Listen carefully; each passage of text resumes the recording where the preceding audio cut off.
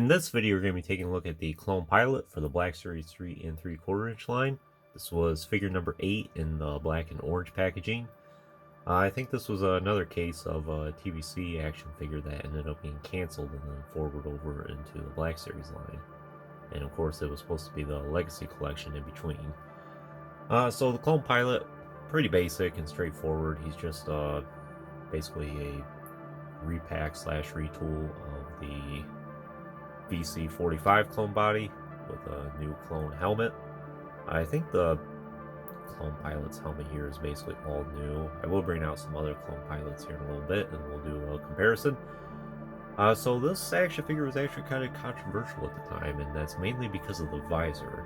As you can see, the visor looks a little bit off. It's almost like they didn't really do any sculpting with it at all. It's just straight black paint basically for that visor. And at the time, I do recall thinking, it does seem kind of ugly. But over the years, it's actually kind of grown on me, and it really doesn't look that bad at all. I think it was kind of underrated at the time, to be honest. I know we were just coming off of the TVC, and of course we had the Clone Lieutenant, the Shock Trooper, and so many other great clones at the time. Then when this one came out, it was kind of a letdown. Even the Clone Sergeant was in pretty good shape at the time, which I reviewed on the channel previously. So it's understandable why some people had some problems with the visor, but looking at it 10 years later, and even compared to what we have now, it's really not that bad. Is it the best Clone Pilot we've ever gotten from Hasbro? I would say not, but this is one that I really can't complain to having in the collection. You can't really have enough pilots, especially if you have a lot of vehicles.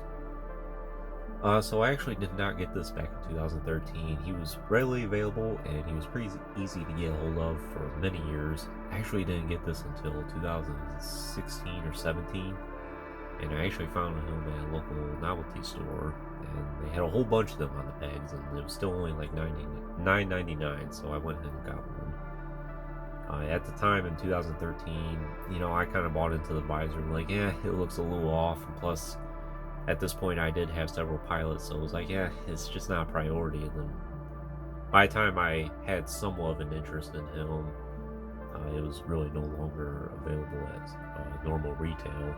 And even when I did see him, I wouldn't pay much more than slightly above retail for this. There's so many other pilots to choose from, but I mean, this one's okay. If you're looking for an initial clone pilot for your collection, I don't think it's really a bad thing that you start off with this one. But there are lots of other choices out there, I'll say that. What else can I say about this? I guess that's pretty much it, so we'll just go ahead and take another closer look at him. So if you have VC45, or if you have any of the other action figures that use the same exact body, you know exactly what you're getting into. There's absolutely nothing new about this at all. It's you could just slap a normal clone helmet on him even, and then right there you got VC45.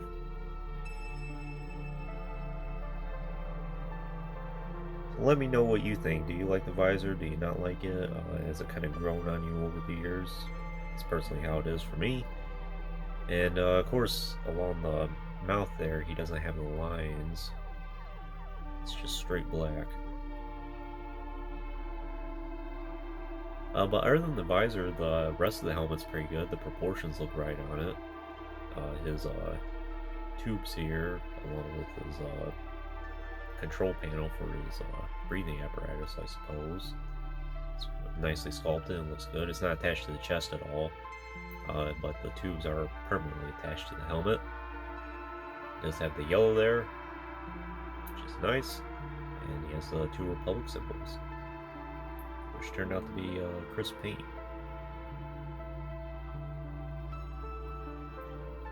And the rest of the figure is just standard white.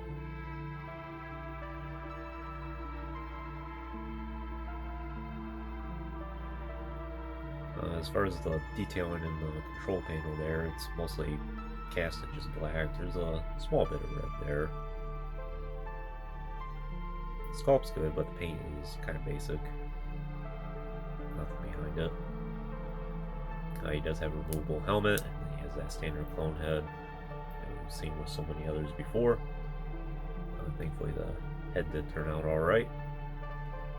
And the helmet's actually not that squishy. I know this was during the time when a lot of the clone helmets were getting kind of squishy on this. This one's not too bad.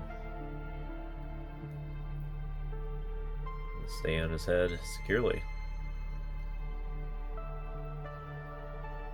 So you already know what the articulation is. I've gone over this so many times before in other videos. He's hinged in all the places. One thing I will note though is in the wrist. This one goes up and down, and then I think this one probably goes in and out. Yeah. So for whatever reason, for a lot of this era of clones, Hasbro did the opposite of probably what it should be. His right wrist should go up and down like this, and then his left one should go in and out. Because most of the clones are not left-handed. That's the belt there. It's a gray at the bottom of the soles.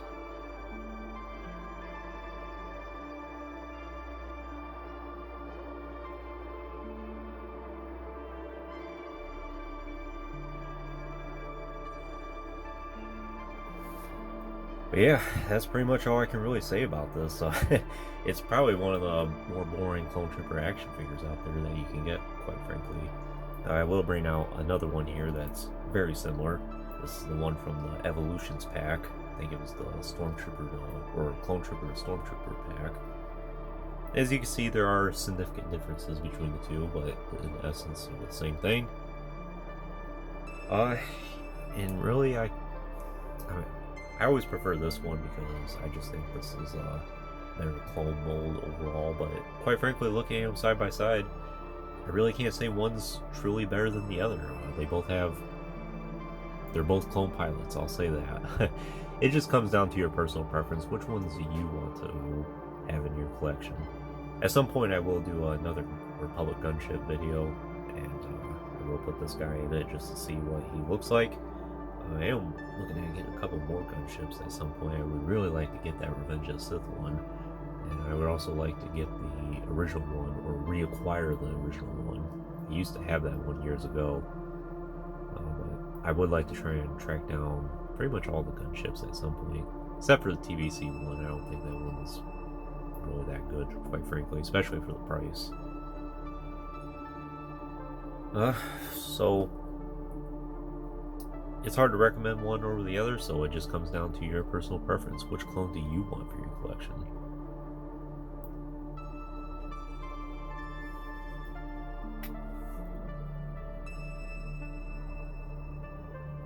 As far as price is concerned for the pilot, I still think he's fairly affordable online. I really can't think of a time where I've looked at the prices of him and it's like, oh, that's completely outrageous.